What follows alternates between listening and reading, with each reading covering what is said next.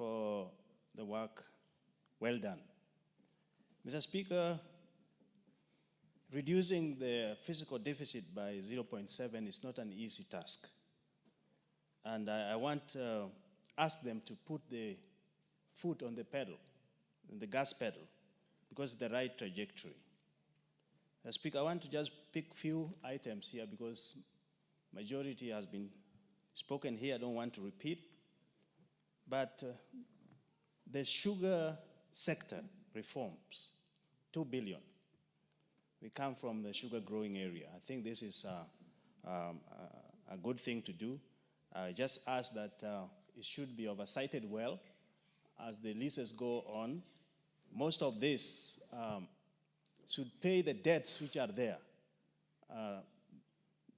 The leases should not take over these factories with people's debt and don't pay. And I want to appeal to the farmers who are boycotting taking sugar because they want their pay. This has been factored in, so please cooperate. The other issue, Mr. Speaker, is the affordable housing. To us, it is different. In our rural setting, it is different from the town setting. Because affordable housing here, as visioned by the President, is about food security. You can remember, Mr. Speaker, if Carrier has five children and they grow up and you only have 5 acres of land, one takes 1 acre, another one like that, you have nowhere to grow. So affordable housing in rural setting will space out more acres for food production, and I call that food security. And I thank the President for that. Actually, if you fly over our areas, you will see all sorts of houses spread all over, and people have nowhere to farm. So this was a great thing, and Mr. Speaker, 95 billion put to it, I think, and I know Ndewa is included. And I want to thank the President for that. And if I don't go far, allow me to thank the President for visiting our constituency. For the first time, we received a President with development agenda. And so we have Gormaya Ring Road going to connect all the 7 wards. This budget is fair and is equitable. And that's why we are commending this committee. The issue of TVET, the President came and launched in a rural setting. I really say kudos to him because he follows the vision and makes sure things are done. TVET, or skilled training, is the way to go for our children. And this committee put 43.2 billion so that these kids can be skilled and even self-employ themselves. Because the issue of white-collar jobs is gone. So I know the budget chair is telling me the time, but this is passionate to me, as the issue of TVET. The primary healthcare fund, Dr. Nikal talked about this very well, and the SHA. I want to talk to the public who may be watching this. Don't be fooled that SHA does not work. Those who spread that rumor actually have registered. And if you register and we pump in this money to our primary healthcare facilities, it will increase the availability of medicine, the diagnostic equipment, and the personnel. And that this, to me, Chair, will arrest the disease progression due to poor management of these diseases. The cases which are isolated, like Oundo mentioned, those can be handled differently. But the general picture is that SHA works. And we have testimony from many people whose bills are cleared. The issue of education. Mr. Speaker, in my constituency, I still have teacher ratio 1:80. When this is being implemented, I think affirmative action should take place so that those areas with huge teacher-student ratio can be considered. I want to thank the committee about the blue economy, 5 billion. Our people depend on the lake, and it has been underutilized for a long time. I hope this will help improve the livelihood of our people. Power connectivity in Ndewa specifically. The power connection is under 6%. In other areas, 95 to 100. So even if we put this 63.4 billion, we ask the ministry to use affirmative action. Lastly, Mr. Speaker, budget cannot be beneficial to the public if the exchequer release is as low as 60-65%. And we appeal to the Treasury. We can mention all this type of money, but if you only release a bit of it, and we are in program-based itemized budget, it does not realize the goals. The issue of equalization fund, I don't know, Mr. Speaker, who oversight this. Because we appropriate it here, but we don't see what it does wherever they go. That should be looked into. But in overall, I think this is a good budget. Thank you, Honorable Atandi and your team. Let us remain as a house to oversight this, because if we don't have good implementation, and it will be like a whitewash. Thank you, Mr. Speaker. I yield and I support this budget. Take 2 minutes. Take 2 minutes. Honorable members, you are notified that this motion has 3 allotted days. We are on the 2nd day allotted for the motion following the pronouncement I made a short while back, about 1.5 hours ago.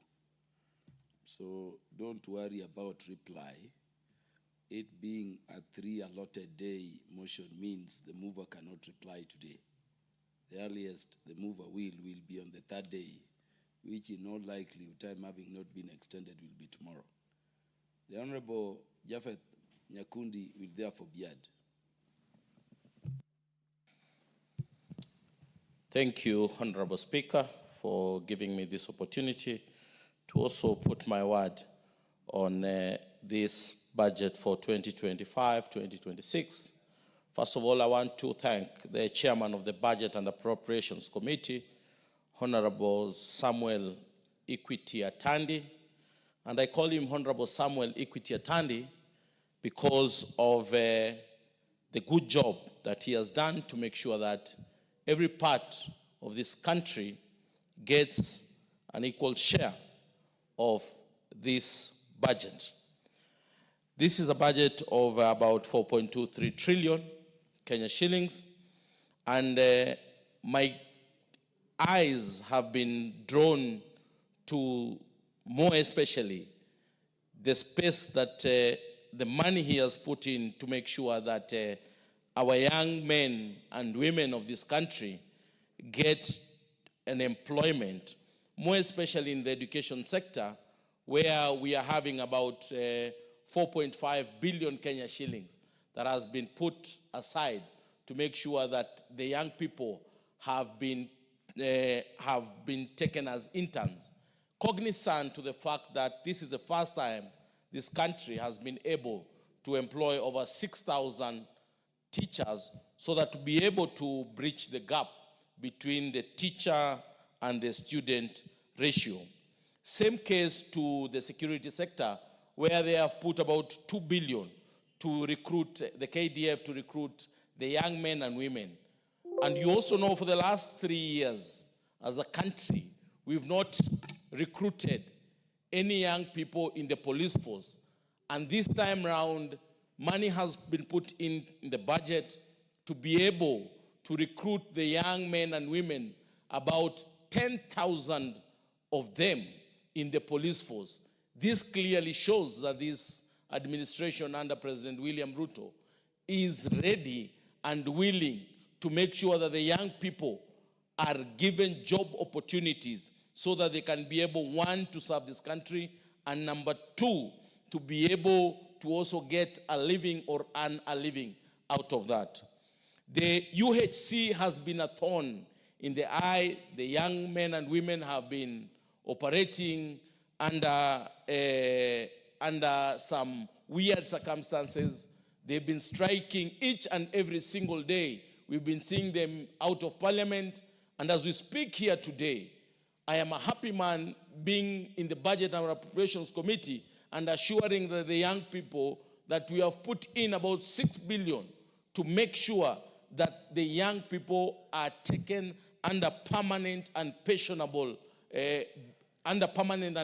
basis, so that they can earn a good living, they can earn some good money, they can contribute to this country.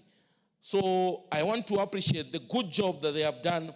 I also want to appreciate because on the Ajira sector, they've managed to put some money so that the young people who are there can be taken under permanent and pensionable basis. Also 1,000 youths in the Ajira sector who are not on permanent and pensionable basis. So this budget, as I look at it, is a budget that considers the young people of this country, is a budget that will be able to move this country forward. Another thing that has been of joy to me is the fertilizer subsidy. As you know, for the last two years, since we say that we are going to subsidize production and not consumption, we've seen a lot of changes in this country. In terms of agriculture, right now you've seen coffee has improved from about 50 shillings to about 140, 150 shillings. The sugar sector, as a country, we used to import a lot of sugar from other countries. As we speak today, last year, as a country, we never imported even 1 ton of sugar. As years goes by, I want to assure our neighbors that they'll be buying sugar from Kenya, which is a very good thing. So I want to say that this budget is a budget that has a lot of equity, is a budget that will be able to move this country forward, and is a budget that I am sure will bring a lot of changes in this country. I want to thank you, Honorable Speaker, for that opportunity, and I support this bill. The Honorable Naomi Wako. In the meantime, would the Chair, Budget and Appropriations Committee approach the Speaker? Thank you, Honorable Speaker, for giving me this opportunity to add my voice to this very important motion on consideration of the budget estimate 2025-2026. Honorable Speaker, much has been said, and before I proceed, I want to take this opportunity to congratulate the Chair for his commitment, together with the committee, and for coming up with such a good, progressive budget that gives Kenyans a lot of hope. Honorable Speaker, I don't want also to forget the past years that Honorable Ndindi Nyoro led this committee, and for the great work they did while he was serving us as the chair. Honorable Speaker, because of time, I will move very quickly, and I want to just highlight on different areas that this budget has given attention. Education, that has been given 700 billion, and parents who have been assured of examination fees and all these others, the examination that has been catered for, and also giving hope to our education system, which clearly shows that this government cares about the future of this country and of our young people. Honorable Speaker, another critical area that I want to touch on is on the matter of IDs, identification and distribution of IDs. And Honorable Speaker, many years ago, we have been, especially those of us who come from northern Kenya, have been marginalized because of vetting. And today we have some people, some elderly people who are 80 years old, whose children have been educated, their sons and daughters working in government offices, but they have all been denied identity cards. But today, I want to appreciate the effort of our president, who has given this a lot of attention. And for sure, we are happy because he has said we do away with the vetting. And as a result of that, today, many people are registering for their identity cards. And it is my prayer that this process will smoothly go on because of now the allocation of the budget that we have put there, 1.4 billion, may not be enough because of the demand that is there, but it will help us. And as we do this, I pray that the issue of mobility, the issue of having enough personnel, because right now they do not have enough personnel, will be put into consideration so that they can run this process smoothly and effectively. Honorable Speaker, again, the issue of operationalization of administrative units that has been given 600 million, which is good but not enough.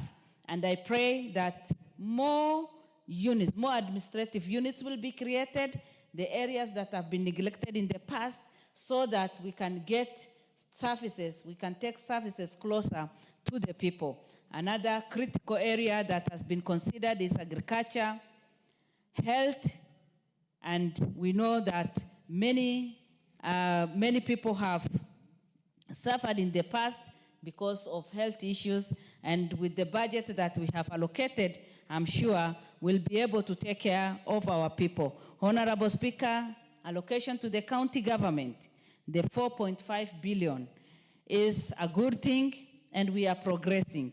And in addition to that, there is what we call equitable share from the national raised revenue, which is 4 or 5 billion, and then this amount excludes additional allocation, both conditional and unconditional, which again amounts to 69.8 billion.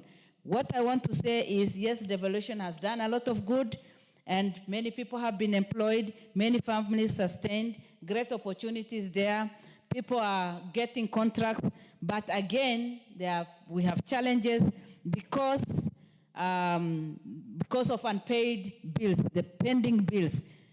And we must urge our counties to pay the pending bills, to pay the salaries on time, and also to make sure that they are good stewards of the resources that are there. Honorable Speaker, many people speak of ghost workers in county and even at the national level. We should get rid of the ghost workers so that we can be accountable and we can also make good use of the resources that God has placed in our hands. Again, as we talk of the contracts at the county levels, Honorable Speaker, we must put a lot of attention on the special groups, because most of the time they are denied the opportunity. They register, but other big men or cartels do the business on their behalf.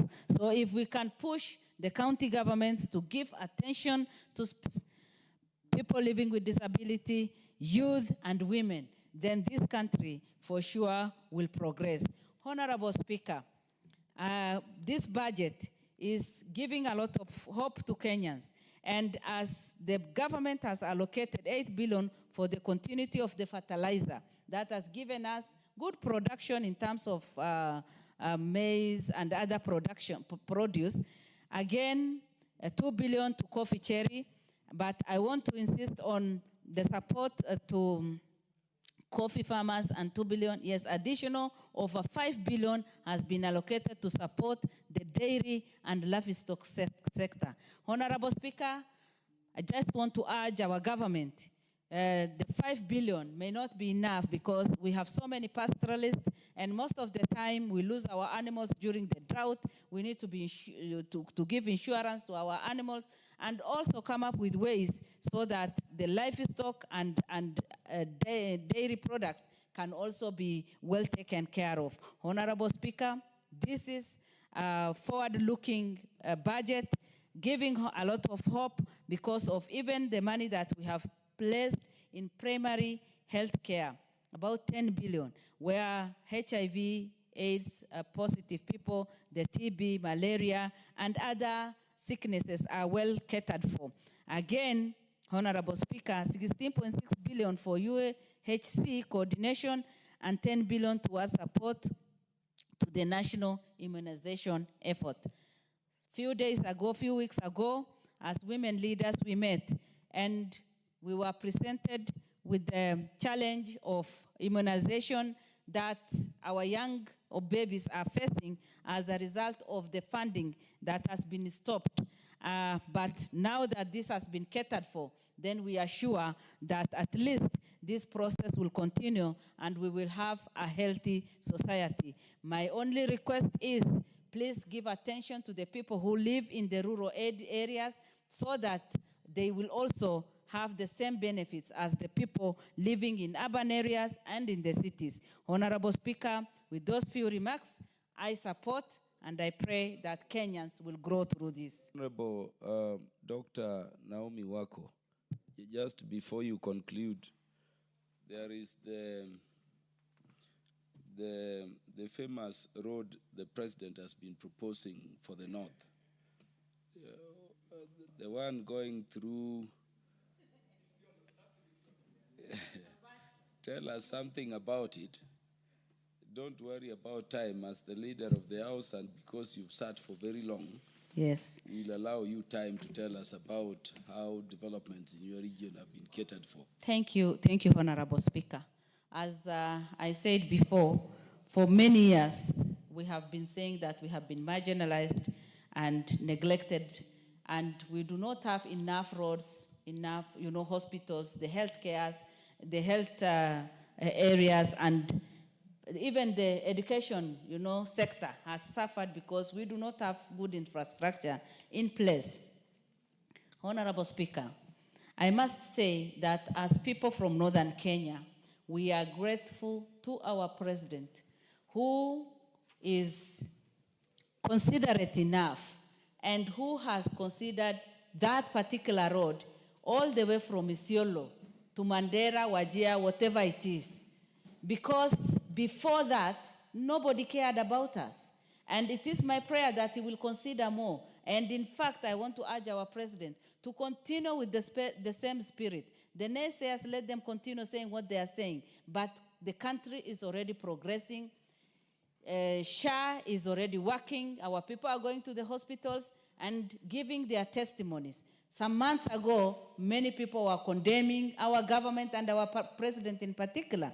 The housing, the many houses that we are building, the people who have already benefited, the slums in this country, Honorable Speaker, we must give a lot of attention to that and make sure that we do away with the slums in this country. So as we build roads, as we develop, because by building the roads, we are taking development to those areas. And we are also encouraging those people in those areas to invest in their own areas and grow their own county. I want to say that yes, this government is focused. We will be criticized, but we are focused enough, and our president is forward-looking. And by the time we finish the 10 years, I'm sure Kenyans will say, yes, we had a responsible government in place. Thank you. Thank you, honorable members, and for the members who have stayed up to this, accept the appreciation of the speaker. This is possibly one of the most serious roles of the National Assembly, budgeting. And it's very good to see that we sit up to this late to confirm that the budget estimates accord with the development focus of the broad-based government administration currently in place. Honorable members, be upstanding. The time being 9:00 p.m., this House stands adjourned until tomorrow, Thursday, the 5th day of June 2025 at 2:30 p.m.